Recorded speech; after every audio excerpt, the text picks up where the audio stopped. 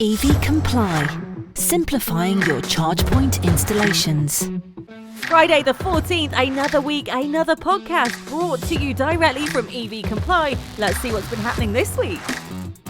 So the Volkswagen Group's latest sales figures have revealed an increasing global demand for EVs. That is what we like to hear. Now, despite the global semiconductor shortage that's been impacting car sales on the whole, the group sold 8.9 million vehicles last year across all brands.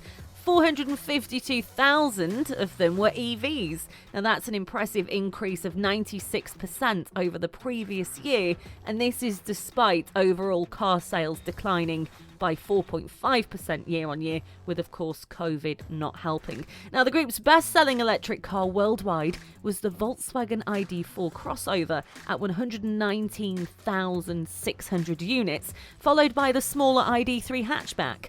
Now, a fraction less than the 50,000 Audi e-trons that were delivered, and the Skoda shifted 44,700 with the Enyaq iVS.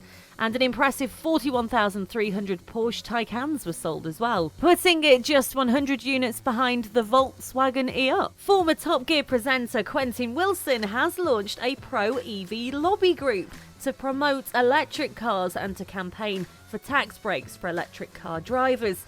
FairCharge will aim to debunk the urban myths for EV owners. He said, "We've got to move now from fossil fuels to electrification and begin this energy transition, which I think is so important." We're sure the lobby's going to be brilliant and very informative, and no better person than Quentin to run it. In other EV car news, Peugeot has confirmed the battery electric variants of its 308 hatchback and the SW Estate will be more powerful, more efficient, and have a longer range than its existing E208 Super Mini. Now, as with other EVs in the Peugeot lineup, the E308 has its motor, onboard charger and heat pump all under the bonnet, but the battery sits under the floor, mostly in the spaces beneath the seats, whilst the boot remains the same size as the 308 plug-in in the hybrid. Now, the battery is only 4 kilowatt bigger than the one in the smaller E208, but Peugeot is claiming that a new battery chemistry that they're keeping very quiet will give the car increased efficiency. They reckon they have the best among the competition at the moment. Big statement, but possibly true. Now, according to Peugeot, they reckon they could give the E308 a test cycle range of nearly 250 miles, and it can be fast charged at up to 100 kilowatts. Looks like Peugeot are working hard on their EV game. In other news, GridServe has raised the price of electric vehicle charging on its network after what is said are unprecedented spiralling costs affecting the entire energy sector. So for medium-powered chargers, typically 60 kilowatts, the price is increasing from 30p to 39p, while pricing for high-powered chargers up to 350 kilowatts at the company's new electric hub is 45p now. So pricing at the electric forecourts, however, is to remain at 39p. Now, even for the 350 kilowatt chargers this is, which is great news, and it's due to the on-site solar generation and battery storage they have in place, which gives the company more control, of course, over energy and the distribution costs. GridServe has said it is continuing to invest in a new solar and battery storage project to provide energy to its EV charging network. The company said helping to protect customers against the type of price hikes and instability that is currently affecting the energy market. The company added that it believes it is the last major network to announce an increase in prices also. Faster than expected, EV sales are predicted to overtake fossil fuel cars within 3 years.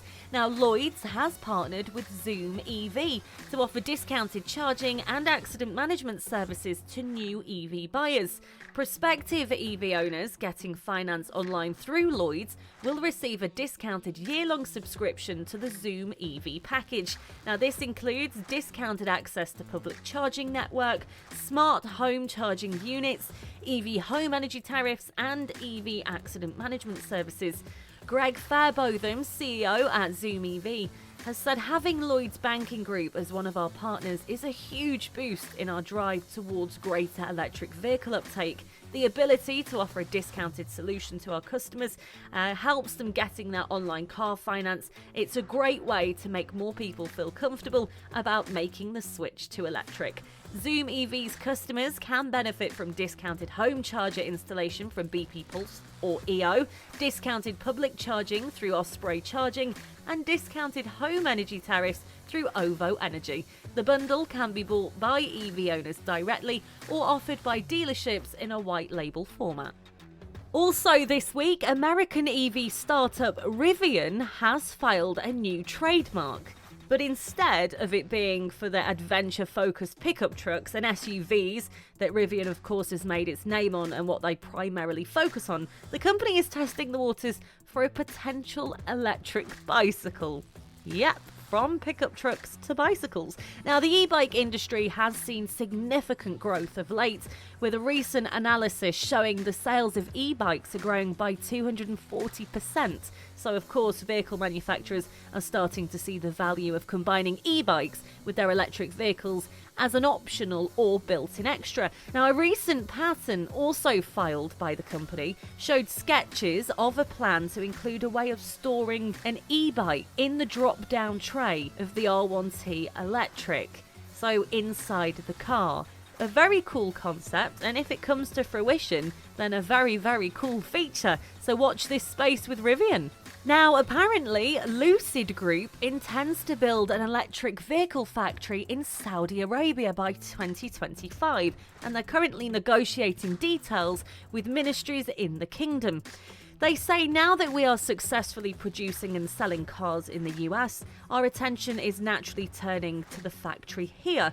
Lucid's chairman Andrew Liveris told Bloomberg TV on Wednesday at a mining conference that specifics were being worked out, including ownership percentages for Lucid and partners on the project. The maker of the 169,000 Air sedan has been in talks with Saudi Arabia's sovereign wealth fund to build an EV plant potentially near the Red Sea city of Jeddah. Now, people familiar with the matter said earlier this year the 360 billion public investment fund, which is already a shareholder in Lucid, will provide much of the money for the site at the King Abdullah Economy City. Now, a lot of the partners are asking not to be named because the discussions are still private, apparently, but we definitely need to watch this space with regards to that. It's gathered great social media traction this week, and so it should. Shell has converted one of its fuel stations in Fulham into an EV charging hub, replacing the petrol and diesel pumps with ultra-rapid chargers. The new Shell Recharge Fulham site caters solely for fully electric cars. Now, there are 9 175 kilowatt charge points, which can charge the most advanced EVs currently on the market from 0% to 80% battery in just 10 minutes. Now, that's 3 times faster than your more common 50 kilowatt rapid charger. The chargers run on 100% renewable energy as well, which is great stuff, while the forecourt itself is covered by a timber canopy with built-in solar panels. It looks good as well. Now, there's also a shop along with a seating area and a cafe. What more could you want? Now, Shell has previously announced plans to install 50,000 on-street chargers by 2025 through its Ubertricity, and it aims to put 800 EV points in car parks at around 100 branches of Waitrose in the same period. So Shell are making big moves, and we absolutely love it. Now, I've said it before, with the EV uptake, it's not just the engine that's changing. The entire design of cars is changing. You know, it's allowed people to move away from the old stereotypical car format, and beautiful designs are being born. Now, this week I did post on our social media pages the Thunder Truck concept, which has been designed by an American agency. So they've taken your typical 4x4 and they've kind of worked out what they think it will look like in the future as an off-road vehicle. And it's very good looking. They say there should be enough for even a 2.8 ton beast to go from 0 to 60 mile per hour in 3.5 seconds with the battery technology that they have already. So this is working to a 180 kilowatt battery to deliver a 400 mile range, which I just think is brilliant. You can go and take a look at that on our EVComply social media page because, as I say, it's all about design at the moment, and that one looks particularly good.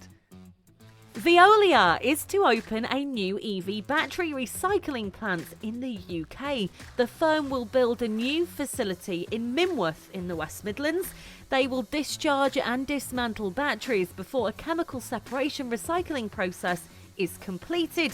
Gavin Graveson, the Senior Executive Vice President, said this is an important first step on the UK's journey to create an ethical and sustainable supply chain for batteries that will be increasingly necessary as we transition to a greener economy. Apparently, 90% of electric vehicle battery metals will ultimately be recycled through urban mining, and claims that the combined efforts of urban mining and the use of recycled materials could significantly reduce water consumption and cut greenhouse gas emissions in battery production by as much as 50%.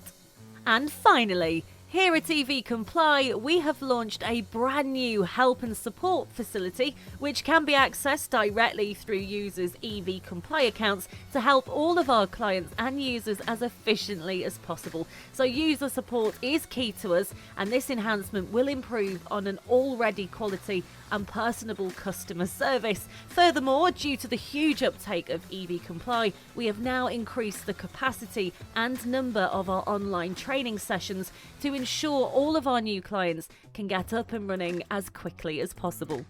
If you'd like to find out more about our app or how possibly we could help you in your business, visit ev-comply.com. So that's all from me. I'll be back with you next Friday. From everybody here, we hope you have a fantastic weekend.